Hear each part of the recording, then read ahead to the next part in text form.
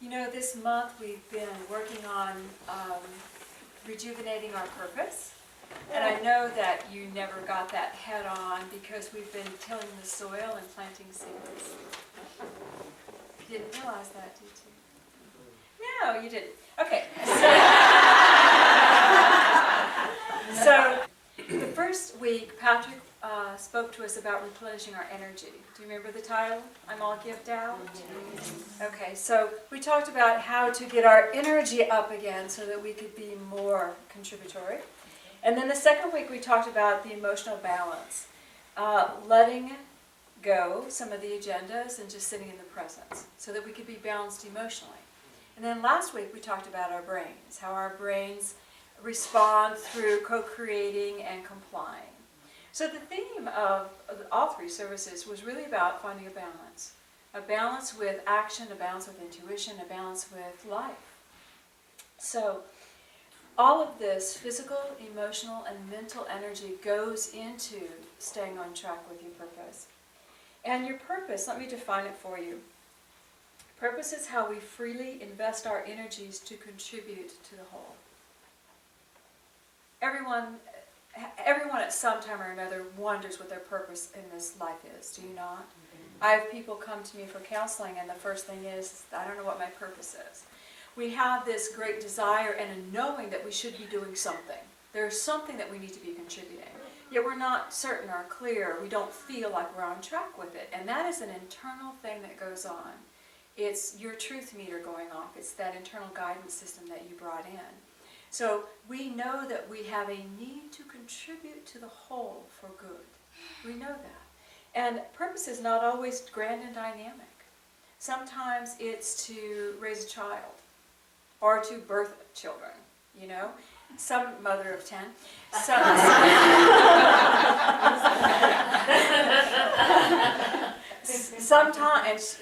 Sometimes it's something simple, to love, to hold a light, to do your work humbly. We just really don't know, but we do know that every time we are on track with our purpose, there's a rightness within our spirit and there's a fulfillment inside. It's like we're good. It's never that we are done. There's never like a, whew, I did that. The purpose doesn't feel that way. It doesn't feel like, check that off my list. It feels like I am in it, I'm experiencing, and I'm sharing with the world. And that's what it feels like. So, we read every time Patrick does the service, the law of one. When one is helped, all are helped. When we look at that, and in context of giving good to the whole, it allows our purpose to be whatever it needs to be. When I do something small that is loving, I'm loving the whole. When I do something kind, I'm kind to the whole. Do you see? So we don't have to be the grandest. We don't have to be the person. Trust me, you don't want to be the person. Do you know that? Yes. Yeah. Our society does not teach us that. Our society teaches us that we need to be the one. Everybody needs to have a hero moment. Everybody needs to be the grandest and the greatest for a moment. We need our 15 minutes. That's not purpose. Purpose is just giving, just being, just being. It's beyond all those other little things. So, we actually are born into this life with many purposes. They come based on where we are in our world. As a child, we have purpose. We grow up to another purpose as we evolve. Our purposes are based on our phases. We learn, we grow, and we give. We learn, we grow, and we give. Our work, how we learn, and our purpose is how we contribute what we learn. We learn, we grow, and we give. We've all stayed in jobs and in relationships when we are no longer learning and we're no longer growing. And we begin to stagnate. That was one person speaking for all of us. And then the loving being that you are tends to hate yourself every morning when you roll out of bed. You say, I hate my job, I hate my life, I hate this, I hate that. When all you're feeling is a lack of purpose. You've stopped growing. You've stopped learning. And it's time to move on. Typically when you do move on to anything else, you're renewed. You have a renewed sense of purpose. You're learning something different. Even if it's doing the same thing at a different company. It's still a different environment, you know. and you feel that refreshed energy that now you can give again. We all know that, right?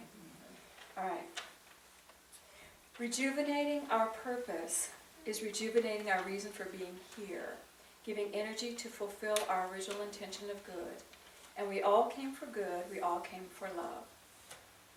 So that reminded me of the scripture that I learned as a little child. It's Romans 8:18. And some of you who came down the traditional path know this scripture. It says, we know that all things work together for good for them who love God, to them who are called according to his purpose. We know all things work together for good for them that love God and to them who are called according to his purpose. So that was interesting, wasn't it? Work together for good for those that love God. If you love God, everything will work together for good. That's good. That's good. In the Lamsa version, George Lamsa went back and reinterpreted based on the original Peshitta text, which was the Aramaic language of the day. And this is how it says if you go directly from the text to English. 28. And we know that those who love God are helped by him in everything for good. That's easier to take in, isn't it? We know that those who love God are helped by him for everything for good. Are helped by him in everything for good. So basically, love God, God works with you, everything can be used for good. Simple. Got it? Okay.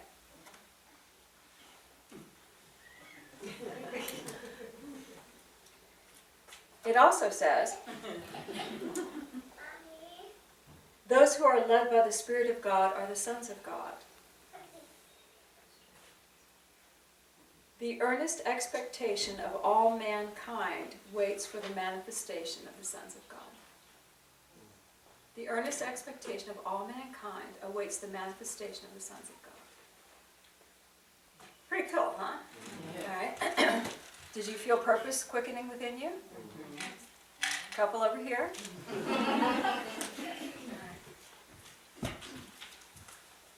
The world awaits. Everything, when you love God, works for good. So let's look at that very quickly. Giving and receiving is a law. When you love God, God loves you. Yes? Yes. Very simple. Attraction is a law. When you enter into the love of God, you attract the love of God to you. Therefore, everything that you draw to you will have that vibration, will it not? That's the law of attraction. The law of love.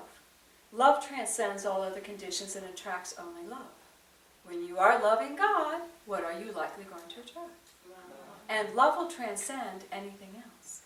If something comes to you that looks unloving, the love that you're living in, that vibration, will transcend it. Okay? Then there's the law of transformation. Divinity interacts and transmutes form. When we are in the vibration of God, in that love, and something happens to us, do we not find the details are taken care of? Mm-hmm. Okay. I got texted the other day by someone who said, I just got rear-ended again. I'm trying to be so good. What is the universe telling me? Before I had a chance to respond, I was texted again. Well, now I understand.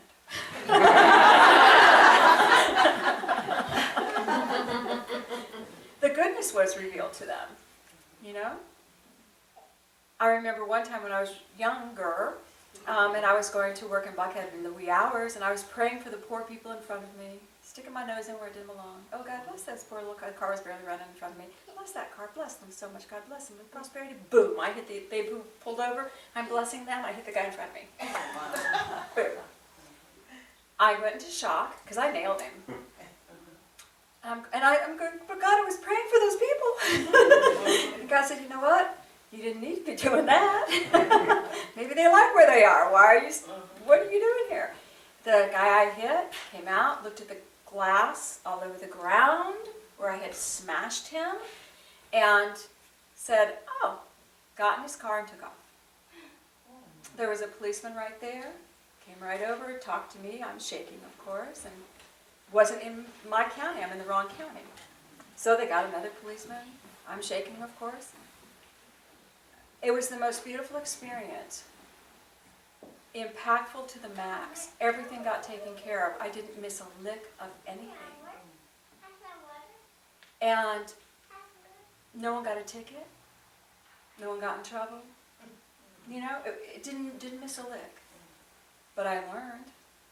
Don't be wishing for other people what I want for myself forcefully like this. I learned to keep my eyes on my own path. You know, wish they're good for them that they need, not what you want for them. I learned a lot. But it was all very beautifully taken care of. You know, and it didn't miss a lick. And being a single mom at the time with no support system, that was very, very remarkable for me. So, and I know we've all had those moments when we are going to situations that look traditionally difficult. And the miracles just happen. The miracles just happen.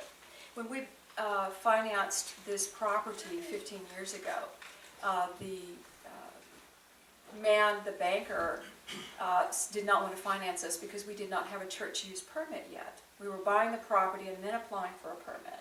And he said, Cindy, I can't support you in this. He was the main guy. I cannot support you in this because you might not get your permit. I said, well, if I don't, I'll sell the property. But we're closing. And he said, we can't do this. I can't do it. And I said, you don't understand. God told me to do it. We're doing it. And he said, okay, we'll do it. And he financed us. And we got our church use permit because it was already set up. But to the mortal mind, to the mind of the law, to the mind of the logistics of banking, that shouldn't have happened. You see? Everything can work together for good. All challenges can melt when we are in the consciousness of love, and that is the consciousness of God. Okay? And don't you think your purpose wraps around that? Yes. It wraps around being in that consciousness of love. So, living in God's love, when I live in God's love is in all of me. Has anybody ever looked at you and said, you live in a very strange world? Many hands are there. You are strange. When I am in God's love is in all of me. And I walk in a different world. Side by side with you, but walk in a different world. And that's our energy. So, why are we afraid of this type of life? Why are we afraid of the love? There's really only one reason that we get unnerved. The pattern of our purpose that we find within ourselves is not the pattern we see in the world around us. Do you understand? No one's path is ours. And we wake up, we look in the world, and we say, well, how can I do that different? And how can they always teach you find a mentor. Mm-hmm. Find somebody that's succeeded in what you've done. And you listen to their story and you go, oh no, that's not my path. I still want to be there. I want to be where you are. I want to know what you know. But my path is over here. We can learn from each other, but the path for our purpose is unique to us. And it's always unique to us. Why? Because you're unique. You are totally unique. Our purpose should also be unique. Our path should be unique. And it's kind of challenging sometimes. So, when we're asking Spirit about that, I want to share with you what Jesus said in chapter 68 about the individuality of people. Ready? Is anybody realizing anything? Okay. All right, this is chapter 68, 15 through 20. Someone had asked Jesus, how do we purify our form so we can house the King? How do we become a lighter vibration so greater God consciousness can be in us? And he said, whatever tends to purify in thought and word and deed will cleanse the temple of flesh. There are no rules that can apply to all, for men are specialists in sin, and each has his own besetting sin. We all have our own blocks. We all have our own unique issues that we deal with, that we wrestle with, that we argue with, that keep us from forward motion. Yes? Yes. Yeah. Until men reach the higher plane and get away from selfishness, the best rule is to do unto other men what you would have them do to you. Each must study for himself how he can best transmute his tendency to evil things to that of righteousness and love. We must study ourselves and determine how we can best transmute our tendency to evil things so that we can turn to that of righteousness and love. Okay, so I know in your mind you're going, well, what's evil? So I'm going to share it with you. Ready? Okay. Chapter 39. Whatever God, the One, has made is good. All things created have their own color, tone, and form. But certain tones, though good and pure, when mixed with others, produce inharmonies. And certain things, though good and pure, when mixed, produce discordant things, yea, poisonous things that men call evil things. Evil is the inharmonious blending of colors, tones, or forms of good. Everything is good in its own right, for its own design, its own purpose. When it is blended inappropriately with other good things, it can become evil. We have a beautiful demonstration we do periodically where we get our little blender up here and we put in a banana and some garlic and some chocolate and we blend it together, and then people are horrified to think they have to take a drink of it. Because we're basically creating evil.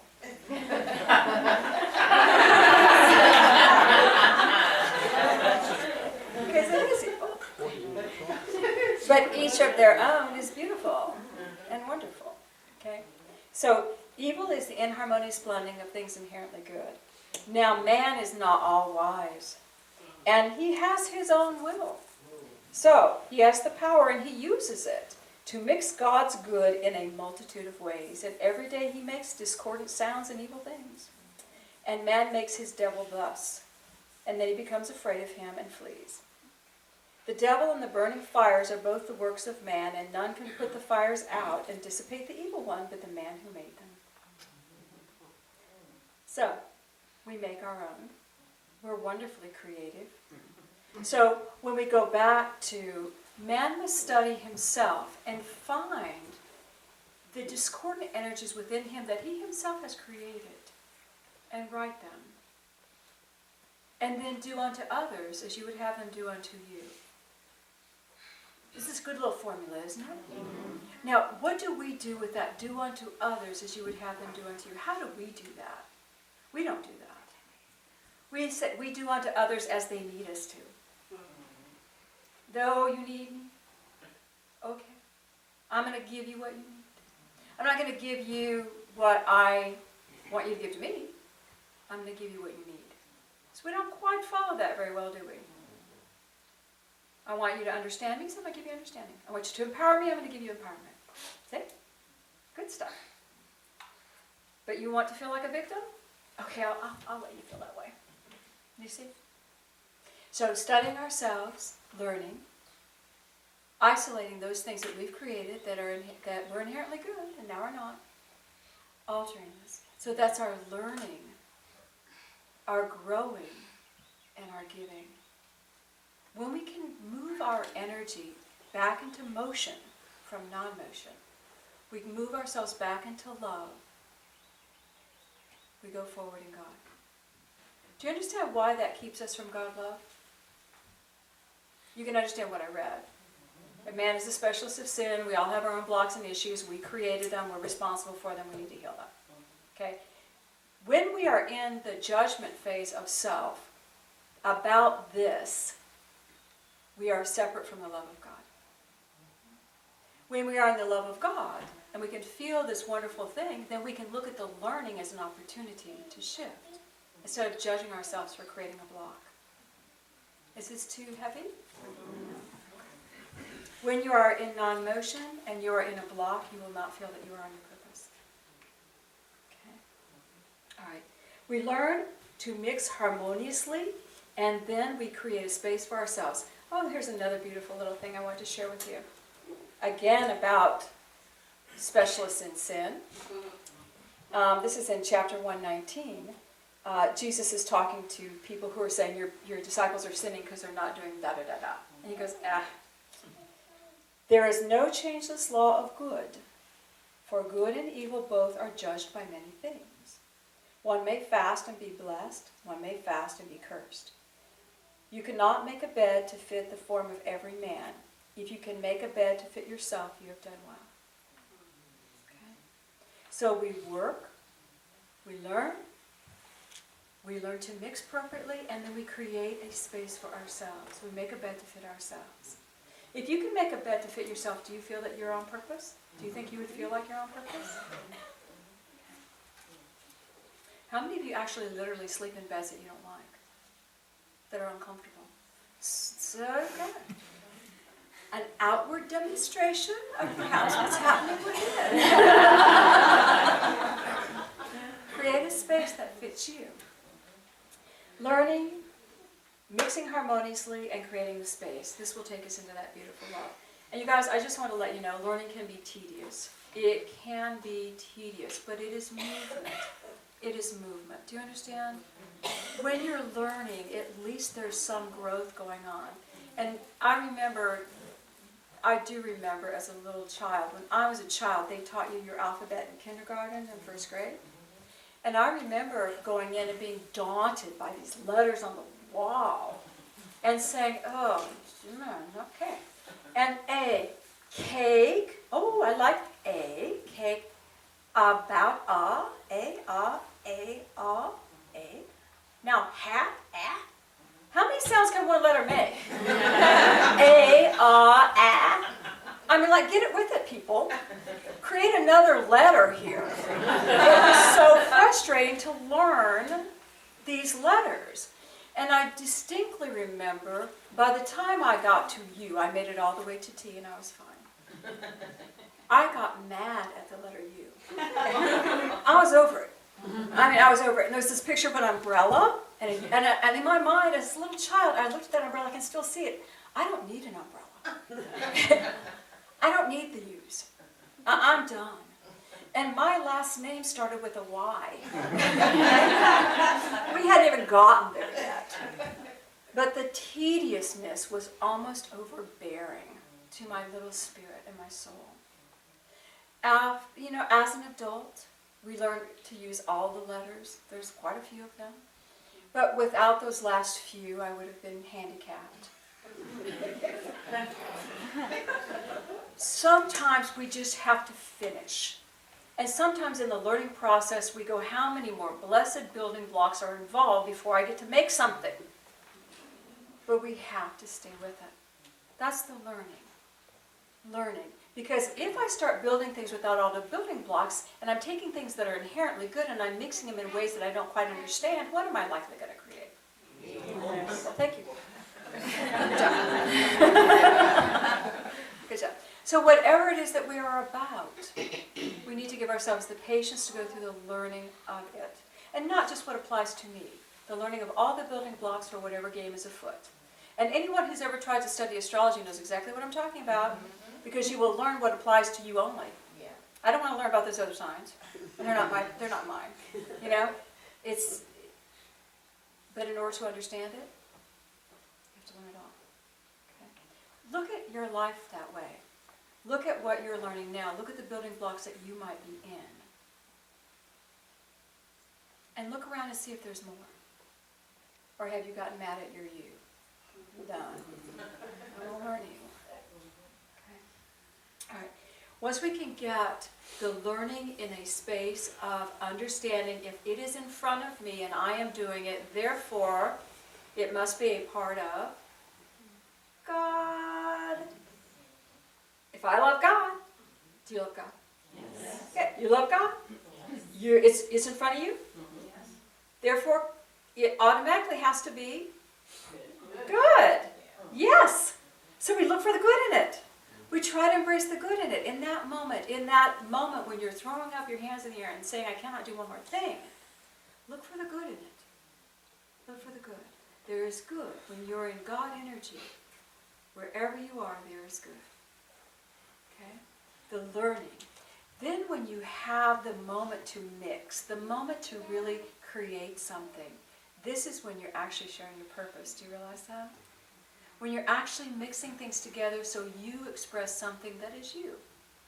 It doesn't have to be great or grand. It could be you touch someone's hand, you pat someone on the head, you're there when someone needs a cup of coffee. You know? I love it when coffee walks into this church. Unsolicited. It's like manna from heaven. Thank you, dog. You know, we're all, our purpose is in everything we do. It's in every word we say, and it's in every act, if we allow it to be.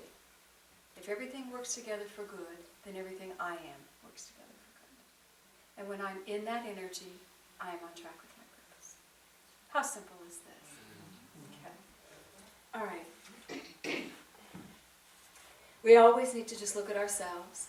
And as you're analyzing ourselves, which I know you will do, if you find any space in your world of that day or the week or whatever where you feel like you might have been not as loving as you need to be, what do you do then? Judge yourself and call yourself bad and give yourself a hard time?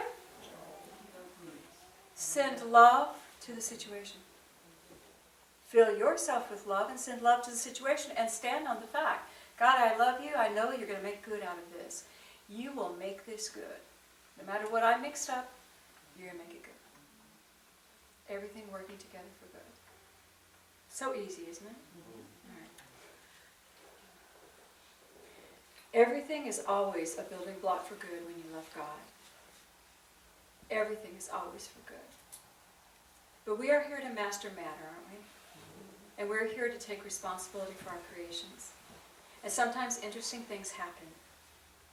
So when they happen, it's our opportunity to love them, to recreate them, to know that this is a part of me learning good. Me learning good. Can you feel your purpose stirring in your heart? Okay, let's go with that.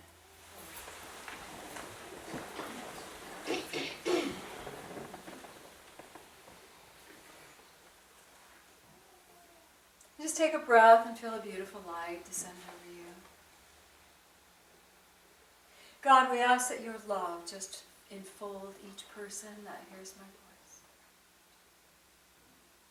I ask that that beautiful spirit of truth just begin to feed them. And just imagine that energy moving through you. And consciously ask that your heart be filled with this love.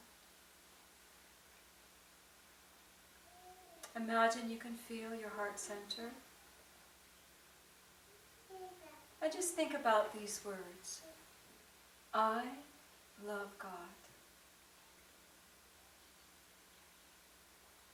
God loves me. I am love. Allow the energy of God, love, to soften your heart. Allow that energy to begin to grow within you. God is love. God is love. And I am love.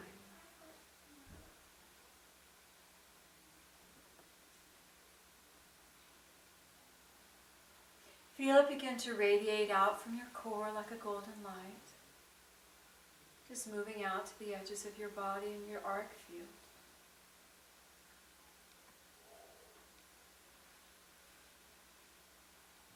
I am good. Everything in my world is good. And feel that love just pouring from you. Like a wave of energy.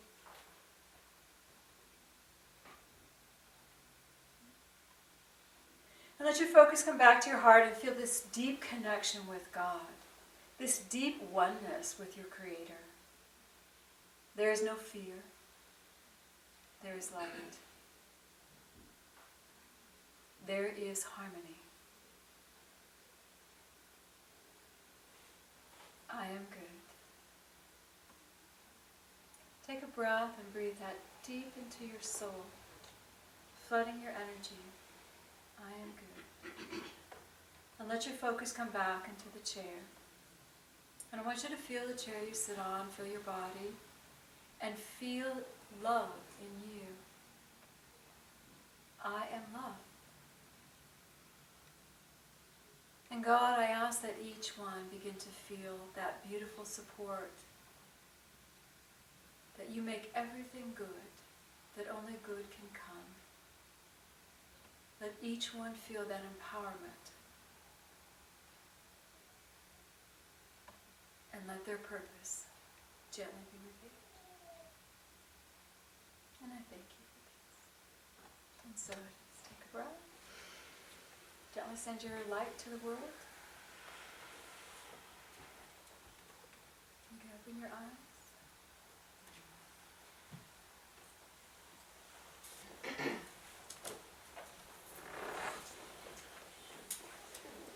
The world awaits the manifestation of the sons of God. The world awaits. Manifestation, sons of God. The world awaits you. The world awaits you. Are you ready? Yes. Yay, God. Yeah.